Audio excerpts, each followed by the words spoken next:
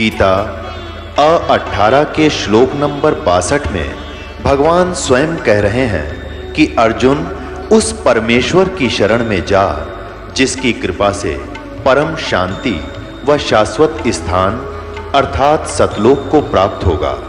वो परमेश्वर कौन है, कहाँ है, कैसा है, जानने के लिए कृपया अवश्य सुनिए जगत गुरु तत्वदर्शी संत रामपाल जी महाराज के अमृत वचन। तो पूरे गरीबदास पंथ, गरीबदास जी के ग्रंथ साहब में कंप्लीट लिखे हैं, लेकिन सारनाम गुप्त है, सतनाम लिखा है स्पष्ट, लेकिन पूरे गरीबदास पंथ में सतनाम का जाप नहीं किसी के पास। मेरे गुरुदेव के अतिरिक्त, मेरे गुरुदेव का 2-3 छोटे छोटे आश्रम थे, सीमित से उनके शिष्य थे, और परमात्मा ने उनको ये प्रथम मंत्र ही दिया करते थे। और जब दास उनके चरणों में आया, दास के ऊपर उन्होंने खजाना खोल दिया और कह दिया था तेरी ही इंतजार थी मुझे। 107 साल के हो गए थे जब दास ने दीक्षा ली उनसे, 107 वर्ष का शरीर था उन मालिक का। तो उन्होंने कहा कि मैं तेरी इंतजार कर रहा था, और ये मंत्र है, ये जाप अभी बताना नहीं, धीरे धीरे बताना, और सारनाम के लिए आगे परमात्मा ही आकर तुझे निर्देश करेंगे तब करना। तो दास ने धीरे धीरे इसको चलाया, और परमात्मा ने आकर के सन 1997 में दास से आदेश कर दिया कि इसको वैसे डिस्क्लोज कर दे, नो प्रॉब्लम। तो पुण्यात्मा अब वो मंत्र आपके रूबरू करने हैं।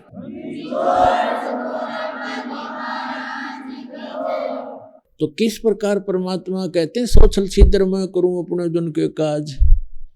आपके लिए ये सतज्ञान और सतभक्ति ना जाने कितनी कुशलता से परमात्मा यहाँ तक सुरक्षित रख पाए, और सौभाग्य आपका, धन्य आपके माता पिता जिनसे जन्म हुआ, आपका मानव शरीर और फिर सतलोक आश्रम बरवाला प्राप्त, आपको सतज्ञान और सतनाम मिलने जा रहा है, मिल रहा है। तो गदागद दे रहे हम, 4 महीने में ले सकते हो आप, 4 बार हाजिरी लगा के। देखो पुण्यात्मा, आप थोड़ी सी गफलत करते हैं क्योंकि आपकी आदत बिगड़ गई गई बहुत युगों से। आप अपनी चतुरता दिखाते हैं, चतुरता नहीं चले, इसमें समर्पित भाव चलेगा। कई भाई कई बहनें चिंतित होती हैं कि 4 बार 4 महीने में कैसे आएंगे। उसके लिए हमने 1 वर्ष रख दिया, 1 वर्ष में 4 बार आइए दूर देश वाले, और अपना मंत्र सतनाम प्राप्त कर लीजिए। अरे 4था युग बीत गया, सतनाम युवती भी ना मिला, धक्के खा रहे थे, हम तो जन्म मरण के भी चक्कर काट रहे थे। और जो जिनको तड़फ है वो 4 महीने में प्रत्येक महीना आकर के अपना अटेंडेंस लगवा करके, क्योंकि आपकी श्रद्धा देखी जाती है, आपकी आस्था कितनी बनी है भगवान में। जो 4 बार इतनी तरफ होगी, मैं 4 महीने में 4 बार आके और सतनाम प्राप्त करेगा तो बहुत ही अच्छी लगन है उसमें। ठीक है, दूर देश में है तो वो 3 महीने में 4 महीने में आ सकते हैं, ऐसी बात नहीं। और जिसमें इतनी भी तरफ नहीं है कि भगवान के लिए, तो लोगों ने, राजाओं ने राज्य त्याग दिया, जंगल में सूखी रोटी खाकर भगवान पाना चाहा, उनको फिर भी नहीं मिला। और आपको यहाँ 4 महीने में भी नहीं आ सकते, तो फिर कहाँ के भक्त हो तुम? विद्यार्थी विद्या प्राप्त करने के लिए, एक रोजी रोटी के लिए 14, 15, 16 वर्ष पढ़ने जाता है स्कूल में, और डेली आता जाता है, डेली, और सारा काम करता है अपने स्कूल का, और तब जाकर के 2 रोटी का साधन बन पाता है मुश्किल से, कोई सर्विस या कोई बिजनेस उसका। और यहाँ परमात्मा पाने के मार्ग में हम ढीले गोड्डे छोड़ देते हैं, कैसे जाएंगे 4 बार 1 वर्ष में? कोई बात हुई यार? इस काम को वो करेगा जो इससे परिचित हो जाएगा। जैसे किसान है, इधर हरियाणा के अंदर दास का किसान परिवार में जन्म हुआ, इस हरियाणा में। तो हम देखा करते थे, हमारे पिताजी और अन्य जो भी गांव के किसान, दिसंबर जनवरी का महीना होता और रात्रि में नहर के पानी का नंबर आता था, वो फिक्स टाइम होता था, 1 घंटा या 1.5 घंटा, और उस फिक्स टाइम के बाद के अंदर ही वो पानी लगाना पड़ता था, खेत में सिंचाई करनी पड़ती थी। यदि किसी भी कारण से नहीं गया तो वो पानी उसको नहीं मिलेगा, कोई और ही चला लेगा अपने खेत में, और उस किसान का वो खेत खाली रह जाएगा, सिंचाई ना होने से वो व्यर्थ हो जाएगी उसकी फसल। तो इस किसान अपने प्रोसेस से पूरा परिचित होता है और उसको मालूम होता है कि ये थी आज रात्रि में, कई बार तो 12 बजे रात के, 1 बजे 2 बजे, किसी का 10-11 बजे नंबर आता था। तो अगर रात को ही चाहे, कई बार हमने देखा ये दिसंबर और जनवरी का मौसम, यानी घोर सर्दी पड़ा करती और ऊपर से छोटी मोटी बादल वर्षा भी, बूंद बांद सी छोटी छोटी जो है फुहार सी भी आ रही होती। हमने देखे हमारे पिता और अन्य गांव के लोग सिर पे एक चादर सी डाली, कपड़ा ना भीगे, और पहुंच जाते वहां पर शीत लहर चल रही होती, और जा करके उस नहर की उस नाली में कपड़े को निकाल कर अपने जूते और टांग के धोती उसके बीच में बढ़ जाते पानी में। हम तो अपने घर में भी रजाई भी ओढ़ लेते हैं, सब खिड़कियां बंद कर लेते हैं और हीटर भी लगाने की चेष्टा करते हैं। उस समय में किसान खेत में खड़ा हो जाता है जा करके, और जो चादर ले रखी थी वो भी एक तरफ रख देता है, क्योंकि उसके काम में वो बाधा करती है, कस्सी बजानी पड़ती है, और वो वहां पहुंच जाता है। उसको पता है यदि मैं नहीं जाऊंगा आज तो मेरी खेती नाश हो जाएगी, मेरे बालक भूखे मर जाएंगे, हम भूखे मर जाएंगे, हम निर्धन हो जाएंगे। तो वो परवाह नहीं करता, चाहे नमूनिया हो, चाहे कोई सांप खाए, चाहे कोई कांटा लगे, उस काम को करके छोड़ता है तो सफल होता है, सुखी होता है, उसके बच्चे भी सुखी रहते हैं। तो यही आप जी ने इतना परिचित जो होगा इस मार्ग से, वही इस काम को कर पाओगा, न लल्लो पत्तो दे करने से परमात्मा नहीं मिलेगा। तो इस प्रकार जो इस तरह परिचित हो जाओगे कि ये काम अगर अब नहीं करा इस मनुष्य जीवन में,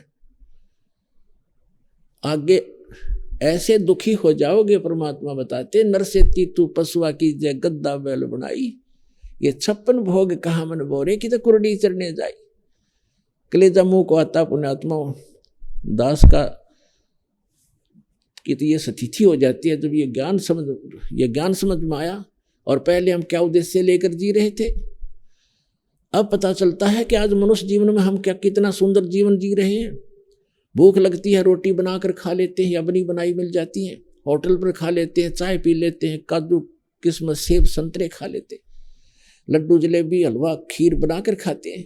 और भक्ति ना करने से, सत भक्ति ना करने से, उस सतपुरुष परमात्मा की भक्ति ना करने से, कहते हैं फिर आप केवल कर्म फल ही भोगोगे, स्वर्ग में देवता भी बन जाओगे तो भी नरक जाओगे, और नरक के बाद फिर 84 लाख योनियों में भी आपने भटकना पड़ेगा। और इस सत भक्ति के करने से सब बाईपास निकाल देगा भगवान आपको, और सतलोक जाओगे। इसके ना करने से जो इस मनुष्य जीवन को पाकर जो नहीं रटे हरि नाम, और जैसे कुआ जल बिना फिर बनवाया क्या काम। फिर परमात्मा कहते हैं कि नर से मनुष्य से तू फिर पशु बनेगा, नर से तू पशुआ कीजे गद्दा बैल बनाई, और ये 56 भोग कहाँ मन बोरे, कहीं कुर्डी चढ़ने जाइए। ओए होए, आज मानव शरीर है आपको, और आप कितना सुंदर जीवन जी रहे हो। एक इस छोटे से काम के बिना, भक्ति के बिना, सत भक्ति के बिना आप पशु बनोगे, गधा बनोगे, बैल बनोगे, गाय बनोगे, पता नहीं कहाँ जंगल में रोज बनकर धक्के खाओगे। जो जंगल के अंदर ये नील गाय होती है, भटकती फिरती है, पशु पक्षी, कोई भी जीव देख लीजिए। प्रथम तो मनुष्य जीवन ही सुखी नहीं है, मनुष्य से हटकर तो फिर कैर टूट जाता है प्राणी का, दूसरे शरीरों के अंदर जब ये प्राणी जाता है। तो क्या बताते हैं कि नर से तू पशुआ की जय गद्दा बैल बनाई, ये 56 भोग कहा मन बोरे की तो कुरडी चढ़ने जाई। फिर क्या बताते हैं, सुखदेव ने 84 भुक्ति बना पजावे खरवो, और तेरी क्या बुनियाद प्राणी, तू पेंडा पंथ पकड़ो।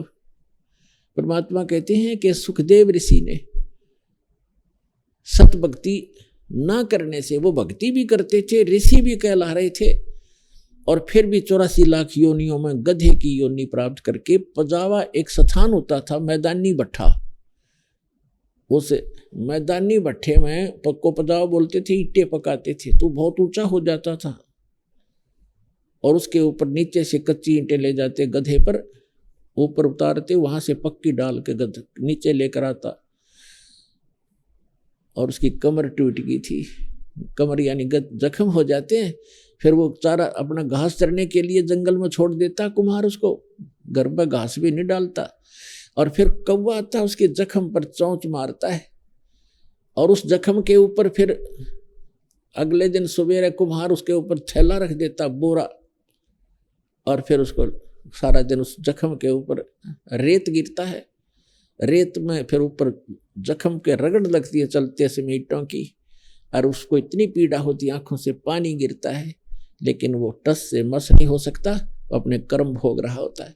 तो पुण्यात्माओं, कलेजा फट जा आदमी का, जब आपका नशा उतर गया, इस काल की भांग का नशा ना हो, और आप जरा से भी, क्योंकि ये होने ना देता, इतनी जगह इतना धक्का लगन नहीं देता, क्योंकि इसने नशा करा रखा है। कबीर ये माया अटपटी सब गटा नड़ी, और किस किस न समझाऊं या कुएं भांग पड़ी। तो परमात्मा याद दिलाते हैं कि सुखदेव ने 84 भुगती, 84 लाख योनियों में धक्के खाए, और बना पजावे खर, वो पजावे के ऊपर कुम्हार के पजावे पर खर माने गधा बना। सुखदेव ने 84 भुगती, बना पजावे खर वो, और तेरी क्या बुनियाद पुरानी, तू पेंडा पंथ पकड़ो। ऐसे ऋषियों की ये हालत हुई। ब्रह्मा विष्णु महेश भी जन्म मृत्यु में हैं, और अन्य ऋषि भी कहते हैं, ये भी सुर नर मुनि जन 33 करोड़ी, ये बंदे सभी काल की डोरी। काल का डोर, काल की ही भक्ति करके काल के ही जाल में रह गए। काल का जो जाल है वो अटल है, जन्म और मृत्यु सदा रहेगी। तो यहां परमात्मा बताते, तेरी क्या बुनियाद पुरानी, तू पेंडा पंथ पकड़े। वो पेड़ा, पेड़ा माने मार्ग, वो मार्ग प्राप्त कर जिससे तेरा जन्म और मृत्यु छूट जावे, उसका छुटकारा हो। तो यहां परमात्मा याद दिलाते हैं, भजन करो उस रब का जो दाता है कुल सब का। भजन करो उस रब का जो दाता है कुल सब का। वो कौन है? वो तत्ब्रह्म, वो परम अक्षर ब्रह्म। आज जो परमात्मा की परिभाषा आपको सुनाई, अभी तक वो परमात्मा की परिभाषा ही पूरी हुई है। भजन करो उस रब का जो दाता है कुल सब का। वो कौन है कुल सब का दाता? गीता जी अध्याय नंबर 7 के श्लोक नंबर 12 से 15 तक तो गीता ज्ञान दाता बताता है कि जो तीनों गुणों की उपासना करते हैं, रजगुण ब्रह्मा, सतगुण विष्णु, तमगुण शिव जी की, जिनका ज्ञान हरा जा चुका है, इनसे आगे किसी की वो सुनने को तैयार नहीं है। उनके विषय में बहुत कुछ कहा इसके, वो रिजेक्ट किए हैं और कहा कि ये मेरी भक्ति भी नहीं करते। फिर अपनी भक्ति के विषय में गीता ज्ञानदाता श्री कृष्ण में बोल रहा है, सरपुरुष 21 ब्रह्मांड का स्वामी प्रभु साहब, ये कहता है मेरी भक्ति भी 4 प्रकार के करते हैं, अर्थार्थी, आर्थ, जिज्ञासु और ज्ञानी।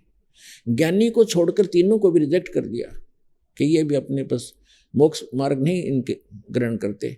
ज्ञानी है तो अच्छी आत्माएं, परमात्मा के लिए घर भी त्याग दिया, और इनको ये भी समझ में आ गया कि अन्य उपासना नहीं करनी चाहिए एक ब्रह्म को छोड़कर। अब जैसा उनको ज्ञान है कि एक भगवान की भक्ति से ही मोक्ष होगा, वो भगवान उन्होंने ब्रह्म मान लिया। ऋषियों को ज्ञान नहीं मिला क्योंकि सतगुरु नहीं मिले। गुरु बिन काहू न पाया ज्ञान ना, जो थो था भूसड़े मूड किसाना। गुरु बिन वेद पढ़े जो प्राणी, और समझे न सार रहे ज्ञानी। तो गीता ज्ञानदाता कहता है कि ये महापुरुष जो ज्ञानी है, ये तो है तो उदार। ये मेरा मत है कि ये मेरे विचार में ये है तो अच्छी आत्मा, लेकिन इनको तत्वदर्शी संत ना मिलने से ये मेरे वाली अनुत्तम गति में स्थित रहे। इनकी भी जन्म मृत्यु समाप्त नहीं हो सकती, क्योंकि गीता ज्ञानदाता स्वयं कहता है गीता अध्याय नंबर 2 के श्लोक नंबर 12 में, गीता अध्याय नंबर 4 के श्लोक नंबर 5 और 9 में, गीता अध्याय नंबर 10 के श्लोक नंबर 2 में कि अर्जुन तेरे और मेरे बहुत जन्म हो चुके हैं, तू नहीं जानता मैं जानता हूं। और अपना मंत्र बताता 8वें अध्याय के 13वें श्लोक में, ओम इति का एक अक्षरम ब्रह्म विवरण मामनुसमरण यह प्रयाति तजन देहम से आती परमाम गतिम। मुझ ब्रह्म का एक ओम मंत्र है, इसकी साधना करने वाला जो करता हुआ शरीर छोड़कर जाता है तो ओम से मिलने वाली ब्रह्म गति को प्राप्त होता है। जो ब्रह्म की साधना, वो ब्रह्मलोक में जाता है। गीता अध्याय नंबर 8 के श्लोक नंबर 16 में कहा है, ब्रह्मलोक पर्यंत भी, ब्रह्मलोक में गए हुए भी पुनरावृत्ति में है, जन्म मृत्यु में आते हैं। इसलिए गीता अध्याय नंबर 18 के श्लोक नंबर 62 में, गीता अध्याय नंबर 15 के श्लोक नंबर 4 में कहा कि तत्वदर्शी संत की प्राप्ति के उपरांत परमेश्वर के उस परम पद की खोज करनी चाहिए, जहां जाने के बाद साधक फिर लौटकर कभी संसार में नहीं आते। और अर्जुन, तू सर्वभाव से उस परमेश्वर की शरण में जा, जिसने उसकी कृपा से तो परम शांति को, सनातन परम धाम को प्राप्त होगा। 15वें अध्याय के 4 श्लोक में कहा है कि तत्व ज्ञान, तत्वदर्शी संत से तत्व ज्ञान प्राप्त करके उसके पश्चात परमेश्वर के उस परम पद की खोज करनी चाहिए, जहां जाने के बाद साधक फिर लौटकर कभी संसार में नहीं आते। और जिस परमेश्वर ने सारे ब्रह्मांडों की रचना की है, जो कुल का मालिक है, जो सबका मालिक है, भजन करो उस रबदा जो दाता है कुल सबका।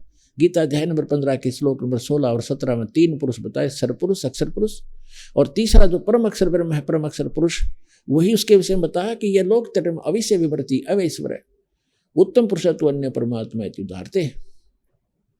वो उत्तम पुरुष तो कोई इन दोनों से और है, सरपुरुष और अक्षर पुरुष से, और वही तीनों लोकों में प्रवेश करके सबका धारण पोषण करता है। तो यहाँ वही बताया गीता अध्याय नंबर 15 के श्लोक नंबर 4 में कि उस जिस परमेश्वर ने सारे ब्रह्मांडों की रचना की है, संसार रूपी वृक्ष, ये उल्टा लटका संसार रूपी वृक्ष, जो जिसकी जड़, जो मूल है, वो अपरम अक्षर ब्रह्म समझो, तो पूरे पेड़ को जड़ से ही आहार मिलता है, उसी से उसका पालन होता है। तो मूल मालिक इसलिए कहलाता है कुल का मालिक। भजन करो उस रबदा जो दाता है कुल सबदा, वो सबका दाता है। तो जड़ से ही सारे वृक्ष को आहार मिलता है, तो उस मूल मालिक से ही यहाँ सबकी परवरिश हो रही है, परमात्मा से। अब जो प्रसंग चल रहा है उसी पर आते हैं कि जिस परमेश्वर ने सारे ब्रह्मांडों की रचना की है, यानी संसार रूपी वृक्ष की प्रवृत्ति जिससे विस्तार को प्राप्त हुई है, और केवल उसी की भक्ति करो, अपनी भक्ति को भी मना कर दिया उसने, केवल उसकी भक्ति करो।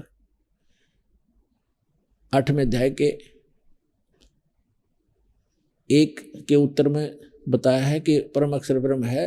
तीसरे मंत्र में कहा है 8वें अध्याय के गीता में कि वो परम अक्षर ब्रह्म है, जिसको जानकर 7वें अध्याय के 29वें श्लोक में कहा है कि जिस तत्ब्रह्म को जानकर प्राणी केवल जरा और मरण से, बड़ा वृद्धावस्था की दुख से और मरण मन मृत्यु के दुख से छूटने का प्रयत्न करते हैं।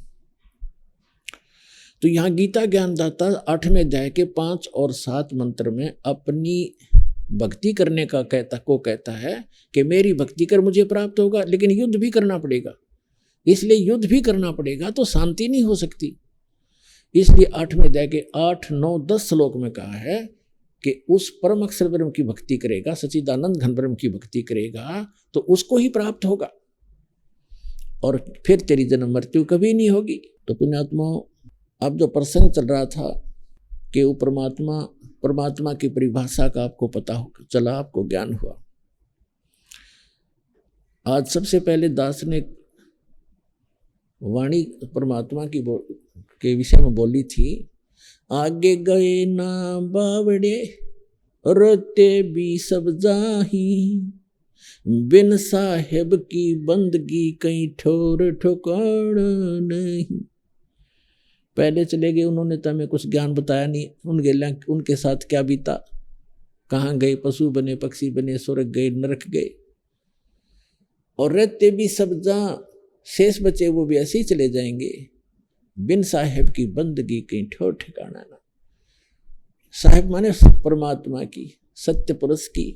अब साहेब माने भगवान, अल्लाह, खुदा, रब, स्वामी, मालिक।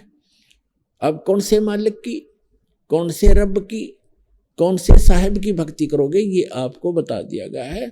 भजन करो उस रबदा जो दाता है कुल सबका। कुल सबका कौन दाता है, ये डिफाइन हो चुका है। अब वो परमात्मा स्वयं आते हैं,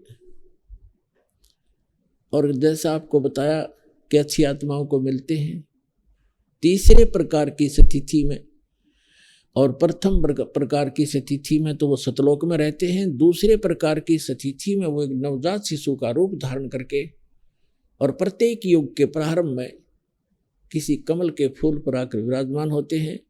कमल का फूल जल में होता है, इसलिए परमात्मा नारायण कहलाते हैं। नार माने जल, आयन माने आकर विराजमान होने वाला, आने वाला। तो वास्तव में नारायण परमात्मा कबीर जी हैं। अब जैसे ये और भी नारायण कहलाते हैं, थोड़ी बहुत देर से सैया पे लेट के भगवान विष्णु जी को भी नारायण कहने लग गए। इनको भगवान भी कहते हैं, इनको स्वामी भी कहते हैं, लेकिन वास्तव में स्वामी कौन है ये आपको परिभाषित कर दिया। अब वो परमात्मा कहता, चारों युग में संत पुकारे और कूक कहा हम हेल रे, हीरे माणिक मोती बरसे ये जग चुगता ढेल रे। चारों युग में संत पुकारे। कौन संत? जिनको परमात्मा मिले, उन्होंने वही ज्ञान सुनाया, सबको सच्चा ज्ञान बताया, परमात्मा की सतीथि से परिचित कराया, और जगह जगह जाकर के उन्होंने ढोल के डंके पे कहीं भी खड़े होकर के किसी भी साधु संत से या भक्तों से चर्चा किया करते थे। खड़े होकर अपने शब्द उच्चारण करने लग जाते थे, ज्ञान प्रचार करते थे। भगवान भी ऐसे ही करते थे। ऋग्वेद मंडल नंबर 9 सूक्त 94 के मंत्र 1 में कहा कि वो परमात्मा जब यहाँ पृथ्वी पर आता है और एक कवियों जैसा आचरण करता हुआ घूमता फिरता है, लोकोक्तियों के माध्यम से ज्ञान बोलता है, दोहों के माध्यम से। ऋग्वेद मंडल नंबर 9 सूक्त 96 के मंत्र 16 से 20 में भी यही प्रमाण है कि वो कबीर देव, कबीर साहब नाम है उसका, और अपनी कबीर वाणी के द्वारा लोकोक्तियों के माध्यम से, दोहों के माध्यम से, शब्दों के माध्यम से, और ये जो शब्द सुनाते हैं राग पद्य भाग में, इनके माध्यम से ऊंचे स्वर में बोल बोल कर आवाज घूमता फिरता जैसे कवि आचरण करते हैं, ऐसी लीला करता है। लेकिन वो भगवान होता है। वो कवियों में से भी एक कवि, प्रसिद्ध कवि की उपाधि भी प्राप्त करता है, लेकिन वो परमात्मा होते हैं। तो वो परमेश्वर आते हैं, क्या कहते हैं, चारों युग में मेरे संत पुकारे और कूक कहा हम हेल रे। हम सब ने मिलकर, मैंने भी और मेरे बच्चों ने आपको समझाने के लिए जोर जोर से आवाजें लगाई। कूक कहा हम हेल रे, हीरे माणिक मोती बरसे। हम तो हीरे मोती की जो है ना वर्षा कर रहे हैं, तत्व ज्ञान रूपी हीरे मोती, सतभक्ति रूपी हीरे मोती जो तुम्हें मोक्ष देंगे। आप इनको स्वीकार ना करके आप डड़े कंकर पत्थर इकट्ठे कर रहे हो, आन उपासना करके, अन्य देवताओं की, अन्य भगवानों की पूजा करके, प्रभुओं की पूजा करके आप मोक्ष से वंचित रह जाते हो। आगे चल के आपके संग्रहित भक्ति धन का कोई लाभ नहीं होता, क्योंकि वो बहुमूल्य नहीं होती, वो कंकर पत्थर होते हैं। तो परमात्मा का ये समागम जो चल रहा है किस उपलक्ष्य में है कि वो परमात्मा यहाँ आते हैं, अपने बच्चों को ज्ञान सुनाते हैं, लेकिन हम अज्ञान से इतने अंधे कर दिए जाते हैं। अज्ञानी संतों, काल प्रेरित इन ऋषि महर्षि आचार्यों और शंकराचार्यों द्वारा हम पूर्ण परमात्मा की भक्ति ना करके अन्य देवताओं की या अन्य तीर्थ और मूर्तियों की पूजा पर लगे रहते हैं। हम अपने सदग्रंथों से भी अपरिचित होने के कारण भगवान को पहचान नहीं पाते थे। तो अब परमात्मा ने रजा की, आपको शिक्षित किया, इस दास को सर्व ज्ञान संपन्न किया और ऐसे इंस्ट्रूमेंट बना दिए कि अब कोई ये नहीं कह सकता कि रामपाल झूठ बोल रहा है, इसलिए सब चुप हैं। अब सबके ज्ञान की खाल तार दी दास ने, सबका ज्ञान दिखा दिया कि ये भी गलत बता रहा है, ये ऐसे बोल रहा है, वेद ऐसे बताते हैं, ये गीता को शिरोधार्य मानता है, गीता जी ऐसे बताते हैं, ये ऐसे बताता है। और जो पुराणों को मानने वाले, पुराणों का से परिचित नहीं, वो झूठ बोलते हैं, देखो पुराणों में क्या लिखा है। तभी इन सबको सांप सूंघ गया और अब ये धीरे धीरे सभी पंथ और जितने भी आचार्य और शंकराचार्य आप पे फ्यूज हो जाएंगे। जितने भी संत पंथ हैं, इनका ज्ञान आपको सामने रूबरू कर दिया। जैसे पहले दास का जन्म किसान परिवार में होने के कारण हमें याद है कि वर्षा के दिनों में कहीं पर भी आम कोई खाकर डाल देता गुठली, वो आम के पौधे उगाते थे छोटे छोटे। हम उसको वहाँ से उठा के निकाल के और दूसरे खेतों में लगा कर आते जहाँ नहीं होते थे वृक्ष, तो वहां तक ले जाते तो किसी पौधे की मिट्टी हट जाती जड़ों से, तो दूसरा साथी कहा करता तेरा ये पौधा ना उगे, ये लगे नहीं, क्योंकि भगवान ने राम ने जड़ देख ली इसकी, राम ने जड़ दिखेगी। और वो ऐसे होता था क्योंकि 1-1.5 घंटा दूसरे खेत में जान में लगता, वहां लगाते वो सूख ही जाता था, दूसरे लग जाते थे। तो पुण्यात्माओं, इन सभी पंथों की और इन सभी मंडलेश्वरों की और गुरुओं की आज जड़ दिखा दी आपको। ये थोड़े से दिन में सारे सूख जाएंगे, कि सारी जनता यहाँ आ जाएगी, ये फ्यूज हो जाएंगे।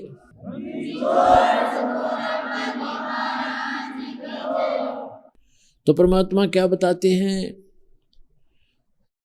सतयुग में सत सुकृत कह टेरा, त्रेता नाम मुनींदर मेरा, द्वापर में करुणा में कहाया, और कलयुग नाम कबीर धराया। चारों युग में आता हूं मैं। सतयुग में सत सुकृत नाम से, त्रेता में मुनींदर नाम से ऋषि कहलाए, द्वापर में करुणा में नाम से, और कलयुग में कहते कबीर नाम से आता। अब सत्सुकृत नाम से जब परमात्मा आए उस समय एक कमल के फूल पर विराजमान हुए। ये तो उनकी एक सच्चाई लीला होती है, प्रत्येक युग में करते हैं।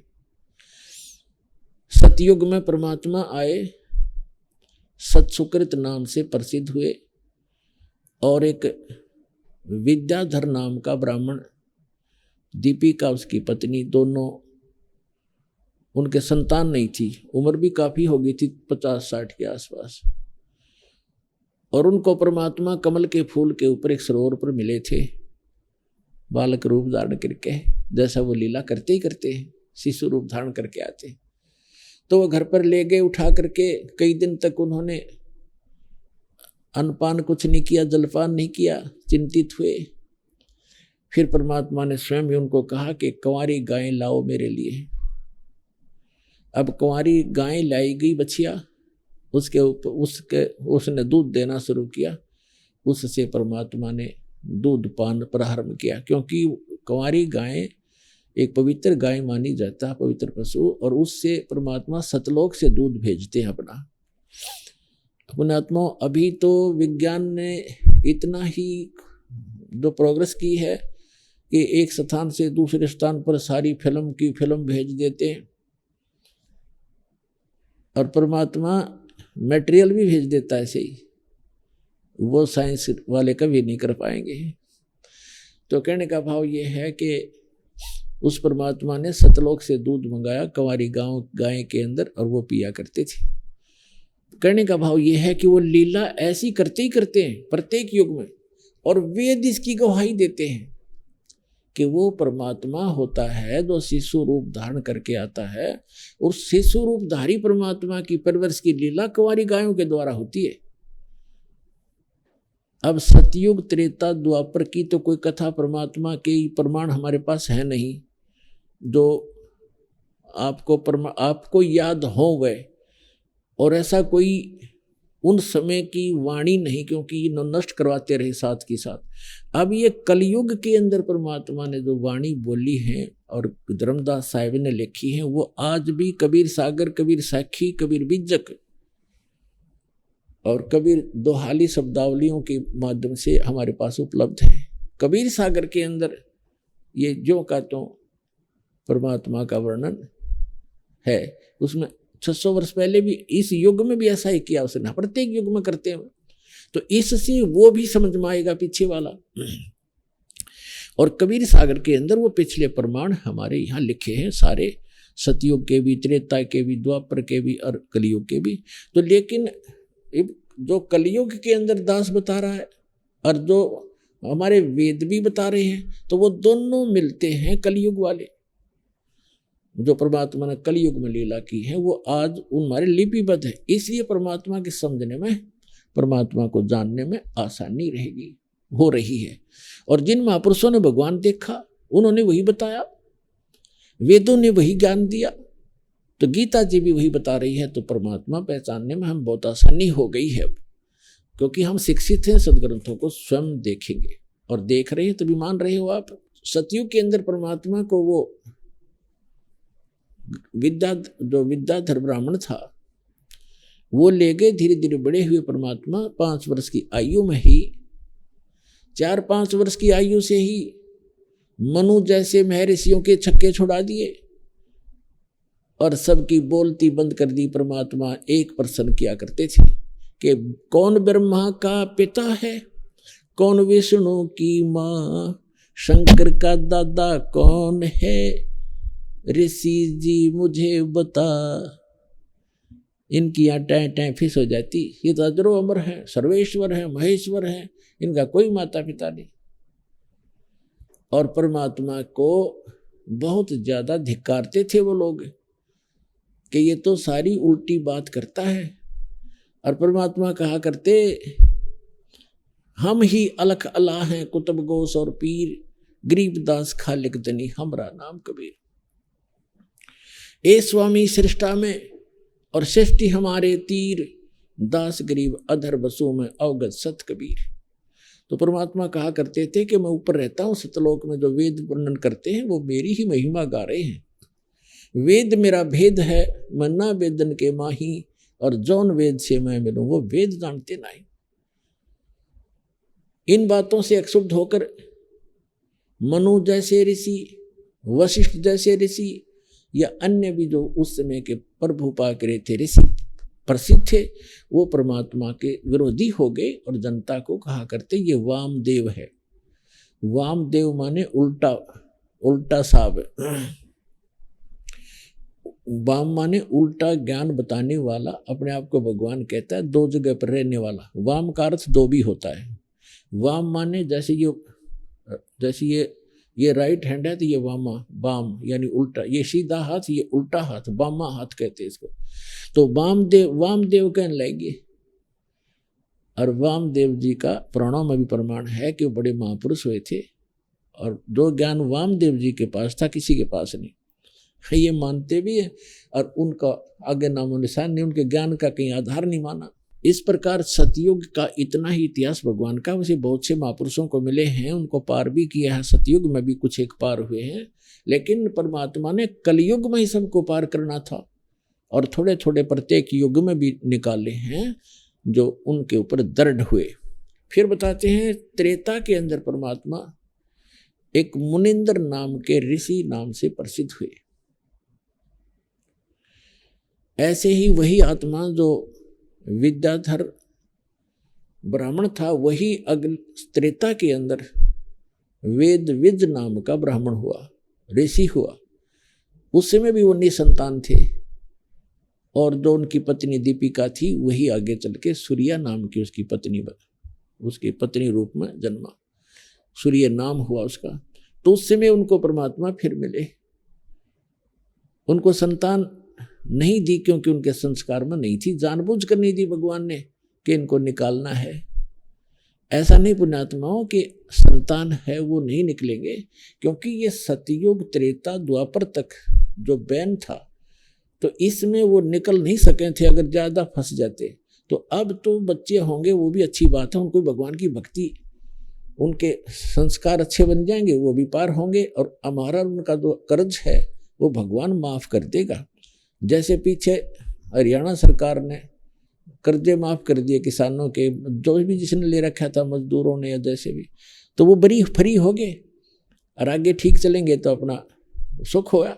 ऐसे ये परमात्मा भी अपने बच्चों का, ये जो आपका एक दूसरे का कर्जा है, बेटा बेटी बनकर आए हैं, कोई पिता बनकर आया है निकम्मा है, पिता दारू शराब पीता है, बेटा कुमावा है और ना उसको नहीं खाने पीने को दे तो शोर मचावा बूढ़ा, लोग नो कहें अपने पिता की सेवा नहीं करता, शर्म के मारे न उसको देना पड़ता है। तो वो पिछले जन्म में बेटा ले रखा है उसने कर्जा, वो पूरा कर रहा है। सुखदेव ऋषि ने कहा था जब अपने पिता जन्म लेते ही उठकर चल पड़ा माँ के गर्भ से, 12 वर्ष की आयु का शरीर बन गया और वेद व्यास जी उसके पिता कहने लगे बेटा दर्शन तो दिखा दे, रसकल तो दिखा दे, तेरी 12 वर्ष बाट देखी, इंतजार की मैंने। तो ऋषि सुखदेव ऋषि कहते हैं कि व्यास जी ना जाने कितनी बार मैं तेरा बाप हो लिया, ना जाने तू कितनी बार मेरा पिता हो लिया। ये तो बुरा झंझट है। अब मैं इस मोह में फंसूं नहीं, तेरी तरफ देख लूंगा, मेरी आस्था पिता रूप में हो जाएगी। आप तो ग्रस्त हैं ही इस कीचड़ में। यूं कह करके वहां से अंतर ध्यान हो गया, आकाश में उड़ गया। ऐसी सिद्धि थी पिछले जन्म के संस्कार, बैटरी चार्ज थी इसकी, लेकिन पार नहीं हो सका था जब तक सच्चा नाम नहीं मिलेगा। तो कहने का भाव ये, जब उसने कहा था, सुखदेव ऋषि ने कहा था, एक लेवा एक देवा दूतम, और कोई किसी का पिता नहीं पूतम। ऋण संबंध जुड़ा एक ठाठा, एक ऋण के आधार से, ऋण संबंध से हमारा ये संस्कार जुड़े हुए हैं। हम एक परिवार का तो अपने ठाठ दिखाई देते हैं। ऋण संबंध जुड़ा एक ठाठा, अंत में सब बारा बाटा। आज माता पिता हैं, बेटा बेटी है, पिता की मृत्यु होगी मन नाइजीरिया में जन्म लेवे, और पुत्र की मृत्यु होगी मन श्रीलंका में जन्म लेगा। 12 बाट हो गए, कोई कहीं जन्मा कोई कहीं जन्मा। ये कहाँ का साथ है आपका? एक लेवा एक देवा दूतम, और कोई किसी का पिता नहीं पूतम। ऋण संबंध जुड़ा एक ठाठा, अंश में सब 12 बाटा। तो पुण्यात्माओं, यहाँ ये नहीं सोचना कि बच्चों को छोड़ दें, पत्नी को छोड़ दें, पति को छोड़ दें, नहीं। जो कर्ज किसी से ऋण दे रखा है और वो लोन देता नहीं तो महान नकम्मा आदमी होता है। उसने अपना ऋण सहर्ष उतारना चाहिए, छोड़ के भागने से कोई लाभ नहीं होता।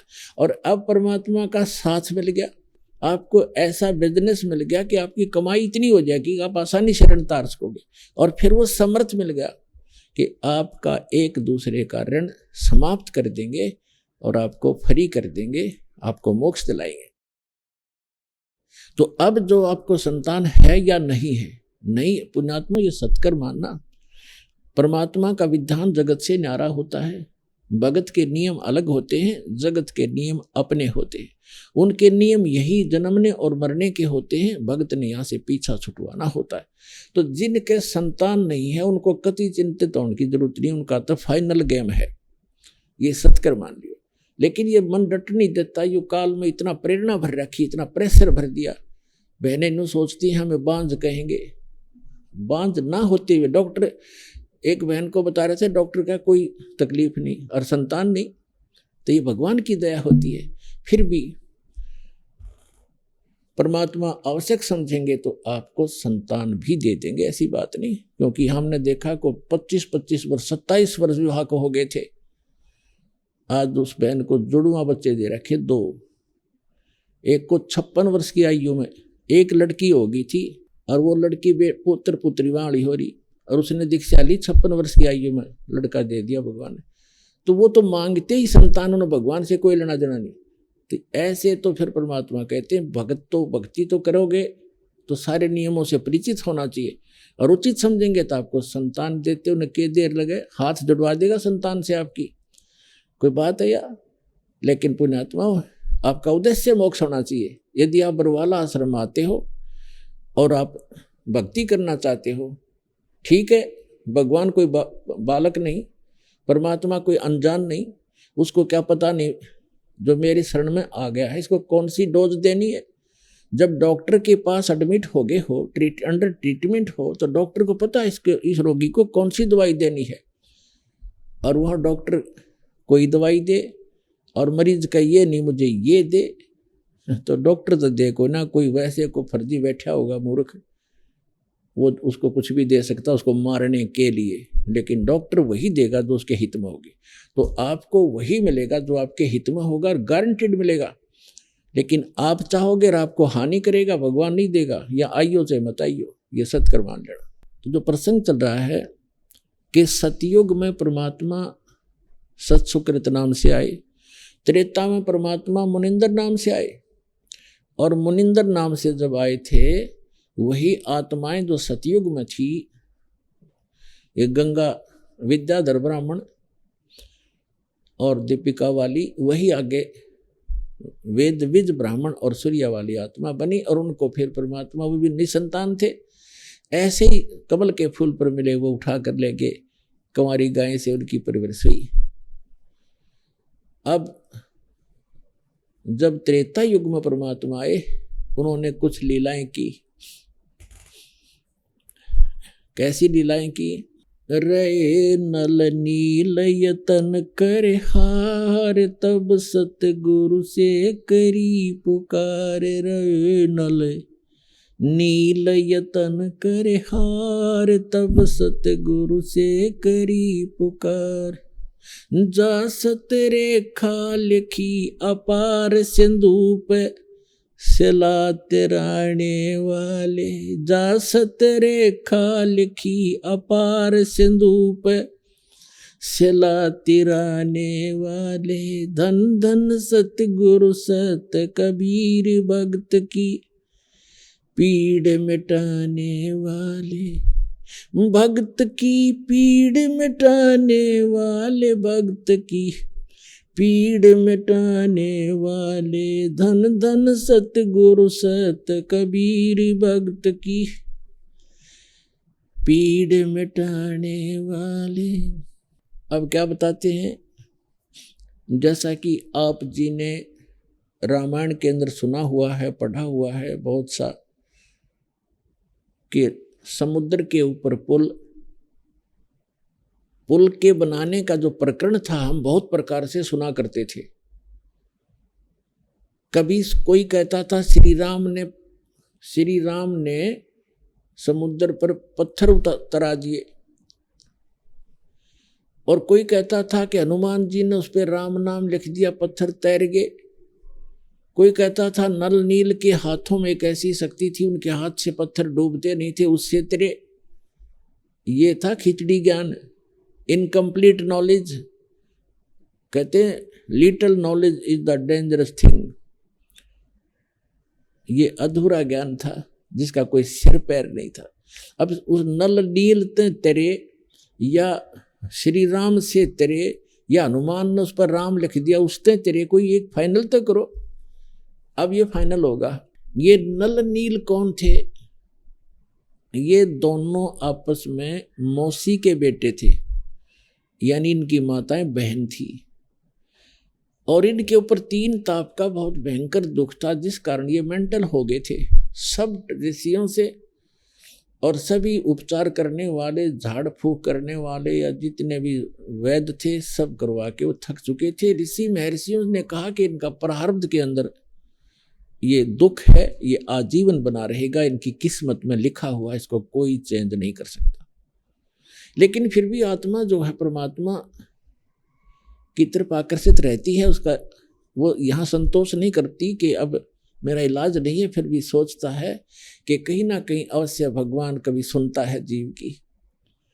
तो वो परमात्मा जब मुनिंदर नाम से आए हुए थे ऋषि रूप में, ऋषि लोग नहरों के दरिया के साथ अपने आश्रम बनाते थे, और वहाँ श्रद्धालु जाते थे, उनसे आशीर्वाद पाते थे, ज्ञान सुनते थे। तो सत्संग कर रहे थे, क्या करते थे परमात्मा? मुनिंदर नाम में आए थे। नल और नील को पता चला कि कोई ऐसे संत हैं जहाँ जाने से सब दुख दूर होते हैं, और भी बहुत से बूढ़े बुजुर्ग, रोगी या जिज्ञासु जाने लगे। फिर वो नल नील भी चले गए। नल नील ने जाके ज्यों ही परमात्मा के चरणों में प्रणाम किया, और परमात्मा कबीर जी, मुनिंदर जी ने आशीर्वाद दिया, वो दोनों स्वस्थ हो गए। नहीं तो उनको पता नहीं था, ऐसा बुरा हाल था उनका। कभी आंखें ऐसी थी, लाल पड़ते, मुख से लार गिरती थी, ऐसी स्थिति थी उनकी, मेंटल से हो गए थे, आंखें भी टेढ़ी टेढ़ी थी। तो दोनों स्वस्थ हो गए। जो रोग था मानसिक शारीरिक, वो सब समाप्त हुआ। तो मुंह की तरफ देखते रहे और कहा, भगवान ओह आप कहाँ छुपे थे मेरे दाता, आप कहाँ छुपे थे? हम सब जगह थक लिए थे, हमें कोई राहत नहीं मिल रही थी, और खड़े होकर बता रहे हैं देखो हम स्वस्थ हो गए। ये तो भगवान आए हैं, सर्वशक्तिमान है, ये पूर्ण परमात्मा है, ये महर्षि भगवान के ही स्वरूप हैं। उन्होंने दीक्षा, परमात्मा से दीक्षा ले ली, फिर सेवा करने लगे हैं।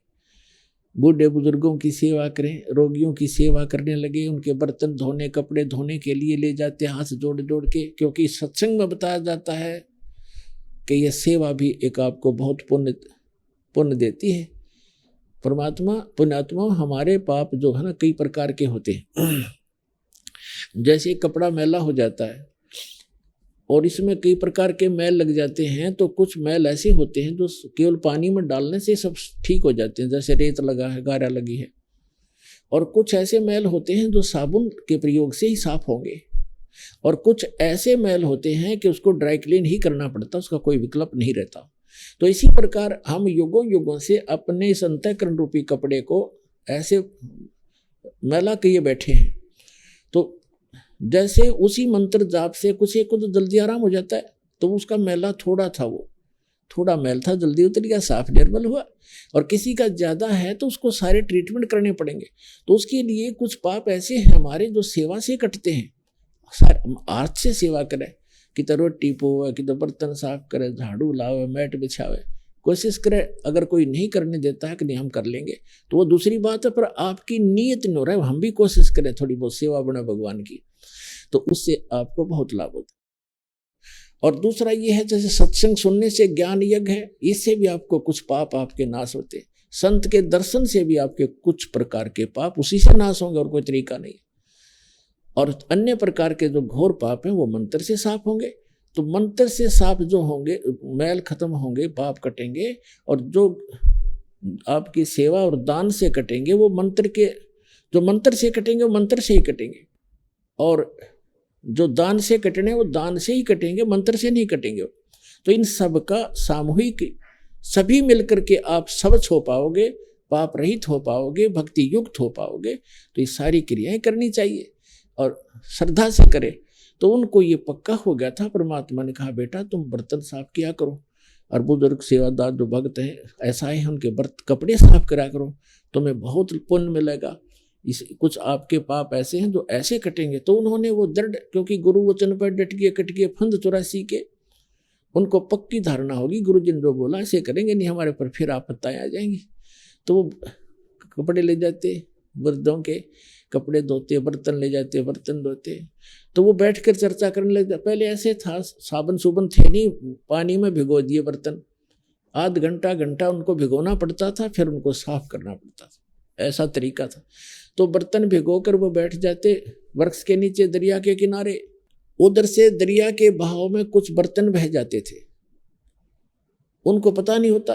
फिर वो चर्चा करते, जो सत्संग में सुनकर जाते थे वो चर्चा करते और अपने दुखों को याद करते। अब देखो हम सब ने कह दिया था आपका रोग कहीं नाश नहीं होगा, आपने सदा भोगना पड़ेगा, और देखो भगवान के दर्शन आशीर्वाद होते ही मैं स्वस्थ हो गया। ओहो ये तो परमात्मा है, हमारा भाग्य उदय होगा। इस तरह चर्चा करते, उधर से एक आधा बर्तन बह जाते, उनको पता नहीं लगता। वैसे मोटे दिमाग के थे, गिनती कावा नहीं थी। और जितने शेष बचे होते उन्हें मांझ धो कर ला कर रख देते। ऐसे कपड़ों का करते, वो भी बह जाते कुछ। तो जो जिसका बर्तन नहीं मिलता, कपड़े नहीं मिलते, वो दुखी हो जाते और कहते भाई नल नील आप ये सेवा ना करो हमारी, क्योंकि हम अब कहाँ से लाएं, हमने तो रहना 4-5 दिन यहाँ पर, बर्तन कहाँ से लाएं, दूसरे कपड़े नहीं। तो उनको 1-2 बार कहा, वो कहते ठीक आगे ध्यान रखेंगे। वो फिर वही व्यवस्था। फिर उन्होंने कहा गुरु जी से बता दी एक दिन कि महाराज जी आपके सेवादार अपने भक्त हैं, ये हैं तो अच्छी आत्मा, परंतु ये बोले बाले। तो दूसरे जो और भी सेवादार जाते थे वो बताते आकर के, ये बातें करने लग जाते हैं, ध्यान नहीं देते और वो बह जाते हैं इनके। हमने कह भी लिया इनको कई बार।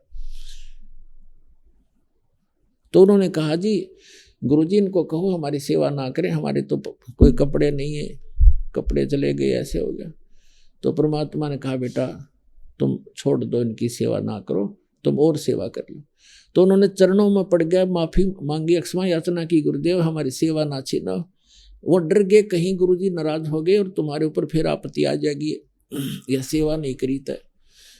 तो चरणों में पड़ गए, बुरी तरह रोए। वो डरे हुए थे कि कहीं फिर वो विपत्ता आ गई तो मर जाएंगे।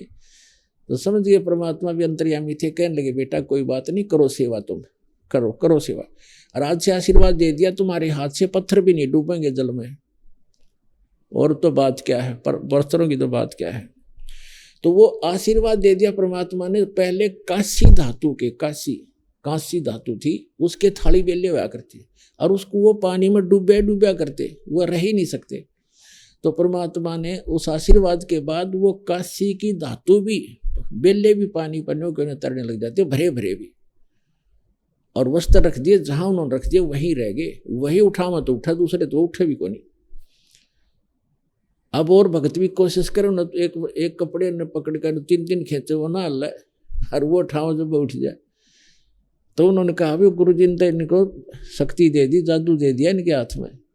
कहने का भाव ये है दास का कि फिर ये क्या हुआ जो, अब क्योंकि इतना समय थोड़ा रह गया, संक्षिप्त में बताऊंगा। तो जब लंका के ऊपर श्री रामचंद्र जी ने चढ़ाई करनी थी उस पर सीता को छुड़वाने के लिए, तो उसके सामने समस्या आई कि रास्ता नहीं समुद्र में, कैसे सेना को लेकर जाऊं। उस समय आपने भी सीरियल भी देखे होंगे, उसमें घुटनों पानी में खड़ा होकर श्री राम जी ने 3 दिन प्रार्थना की समुद्र से कि मुझे रास्ता दे दे। जब नहीं रास्ता दिया समुद्र ने, कहते हैं लक्ष्मण से कहा था, लक्ष्मण मेरा अग्नि बाण दे, ये लातों के भूत बातों से नहीं मानते। अब जो ही उस तीर से समुद्र को फूकना चाहा अग्नि बाण से, उसी समय समुद्र विप्र रूप धारण करके, ब्राह्मण रूप धारण करके बाहर आ गया और कहा प्रभु ए मालिक, इस मुझे ना फूक, सारी पृथ्वी का बैलेंस बिगड़ जाएगा, इसमें ना जाने कितने जीव पनाह पा रहे हैं, शरण पा रहे हैं, वो सब नष्ट हो जाएंगे, आप आपके भागी बनोगे और फिर ये इतना गड्ढा बन जाएगा, आप किसी प्रकार भी नहीं जा पाओगे। आप ऐसा काम करो, सर्प भी मर जावे, लाठी भी ना टूटे। श्री रामचंद्र जी ने कहा कि बोलो वो कौन सा तरीका बताइए। कि आपकी सेना में नल और नील नाम के 2 आपके सेना के अंदर हैं, शिल्पकार भी हैं वो, उनको उनके गुरुदेव से प्राप्त, उनके हाथ में एक शक्ति है, उनके हाथ से पत्थर भी नहीं डूबते, आप उनका सहयोग लीजिए। नल नील को बुलाया गया, नल नील से पूछा कि क्या तुम्हारे हाथ में ऐसी कोई करामात है। तो उस दिन वो फोड़ गए, अभिमान हो गया उनमें कि हाँ जी है, कि कुछ ट्राई करके दिखाओ भाई, ट्रायल दिखाओ। नल नील ने उठा के पत्थर, दोनों ने एक एक पत्थर उठाया रखा, दोनों डूब गए। फिर उठा के लाए, वो दोनों फिर डूब गए। अब उस असमंजस में पड़ गई, या क्या हुआ आज हमारे साथ। उनके मन में ये वहम हो गया, उनके अभिमान छा गया। आइए अब हम उन श्रद्धालुओं के अनुभव जानते हैं जो जगत गुरु तत्वदर्शी संत रामपाल जी महाराज जी से दीक्षा प्राप्त कर चुके हैं तथा उनके द्वारा बताए गए भक्ति मार्ग पर चल रहे हैं। नमस्कार सर। नमस्कार सर। सर क्या नाम है आपका? हमारा नाम है गुरमीत लाल। सर आप कहाँ से आए हैं? हम डाडा पिंड, डिस्ट्रिक्ट हुशियारपुर, पंजाब से आए हैं सर। सर संत रामपाल जी महाराज से आप कब जुड़े? 27 मार्च 2013 को जुड़े। सर संत रामपाल जी महाराज की शरण में आने से पहले आप क्या भक्ति साधनाएं करते थे?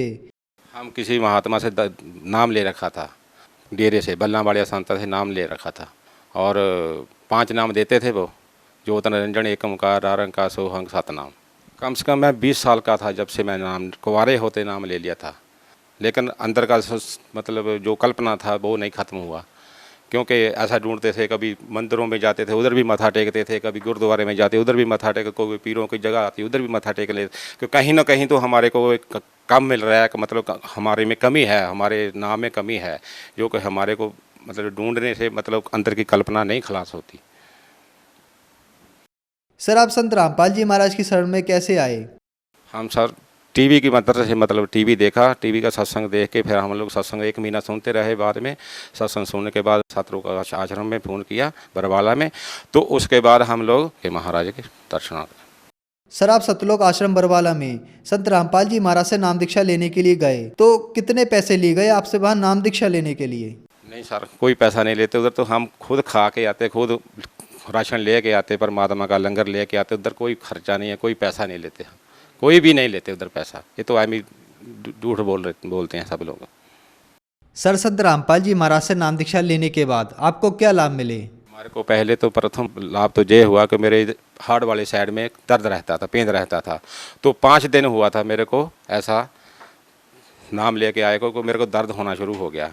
तो करीब मैंने अपने वाइफ को बोला कि मेरे को दर्द बहुत होता है, तो उसने आके मेरे को बाम लगाया। बाम लगाने के बाद मेरा बेटी उठा, उसने गैस के ऊपर मेरे को पानी गर्म करके बोतल दिया, तो मेरे को याद आया कि गुरुजी बताते हैं कि अगर कोई ऐसा आफत हो तो प्रथम मंत्र मिला है प्रथम मंत्र का जाप कर दो, नहीं है तो सतनाम मिला है सतनाम का जाप करना शुरू कर दो।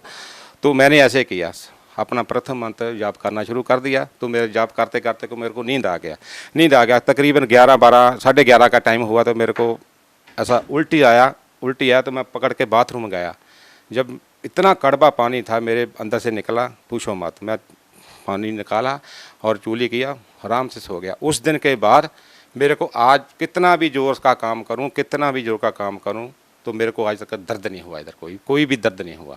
और मेरे को पहले गाड़ी लिया था, मैं किस्तों पे गाड़ी लिया हुआ था, 4 साल का केस था मेरे ऊपर, कर्ज था। तो पहले काम करते रहना कोई मतलब इतना किस्त नहीं दे पाता था। जिस दिन से मैं मालिक के साथ जुड़ा और उसके बाद 7240 रुपया मेरा किस्त था और एकदम 5-6 दिन के अंदर मेरे को ऐसा इकट्ठा हो जाता था। और आज मेरे को मेरा गाड़ी मेरा खुद का है, मालिक ने दिया हुआ है और बहुत अच्छा है। उसके बाद मेरा वाइफ ज्ञान गंगा किताब पढ़ा, बोलते हैं कि हम भी ज्ञान गंगा किताब पढ़ेंगे। उसने 15 पेज पढ़े, 15 पेज पढ़ने के बाद और उसने बोला कि हम भी नाम लेंगे। मैं बड़ा खुशी की बात है, आप जाओ, आप अपन सतलोक आश्रम में जाओ, बरवाला में जाओ, अपना मतलब नाम लेके आओ। अभी वो भी सतनाम उपदेशी है। सर मेरा बेटा अभी वो 11 साल का है, उस तबीयत में थोड़ा उसको सही नहीं था और 7 फरवरी 2016 को ये रात को बीमार इतना हो गया, पूछो मत। और उसके बाद इतना इसका बदन हो गया कि बर्फ़ का पट्टी रखते थे, 5 सेकंड के बाद वो गर्म हो जाता था, इतना टेम्परेचर। वाइफ बोला कि अभी क्या करें, अभी रात का समय है। तो मैंने बोला क्या करें, मालिक का जल दिया। जल देने के बाद फिर वो वाइफ बोला नाइट का समय है, रात का समय है, हम लोग किधर जाएंगे रात को। मैं अपना गाड़ी में डाल के इसको ले गया। तो हमारा भक्तमती है, उसको उधर भक्त है, उसके पास लेके गए। उधर जाके जब भी देखा तो 99 उसका तापमान था। तो मेरे को तो विश्वास था कि परमात्मा कुछ नहीं होने देंगे, लेकिन वाइफ बोलती है नहीं, हम फिर भी दवाई लेके आना है। तो हम एक भक्त है, उसके पास दवाई लेने के लिए गए, दवाई लेके आ गए। और उसके बाद ये आराम से मतलब ऐसे उठा के लेके गए तो कंबल में डाला हुआ था, इसको नींद आ गया। ऐसा उठा के हम लोग घर में मतलब चारपाई के ऊपर डाल दिया और उसके बाद हम सो गए। तकरीबन 1-1.5 का टाइम हो गया था। तो 1-1.5 का टाइम हो गया, हम नींद आ गया। तो सुबह अपनी माँ के साथ ये उठ के तैयार हो गया स्कूल जाने के लिए। इसका माँ बोलती है कि बेटा तुम नहीं जाना है, रात को इतना बीमार था, अभी तुम कैसे जाएगा। तो ये बोलता है नहीं मम्मी, मेरे को आप परेशान कर रहे थे रात को, मेरे को तो गुरुजी 7 लोग लेके गए थे, आप मेरे को क्यों परेशान कर रहे थे। तो मैं बोला ये क्या करे, क्या बोल रहा है। तो उसके बाद बस उसके बाद बिल्कुल तंदुरुस्त है, कोई आफत नहीं है, कोई कुछ नहीं है। इसको 7 लोग लेके गए, माल का छोड़ा, घर में छोड़ा, उसके बाद बिल्कुल सही है। सर आप भक्त समाज को क्या संदेश देना चाहेंगे? भक्त समाज को हम संदेश क्या देना चाहते हैं, भक्त समाज तो पहले ही समझदार है, लेकिन हम फिर भी हाथ बांध के बेनती करते हैं कि सतगुरु रामपाल जी महाराज की शरण में आएँ और अपना कल्याण करवाएं। सतगुरु रामपाल जी महाराज पूर्ण परमात्मा आए हुए हैं, तो उनसे अपना नाम उपदेश लेके अपना मोक्ष प्राप्त करवाएं। धन्यवाद सर। सत्य है।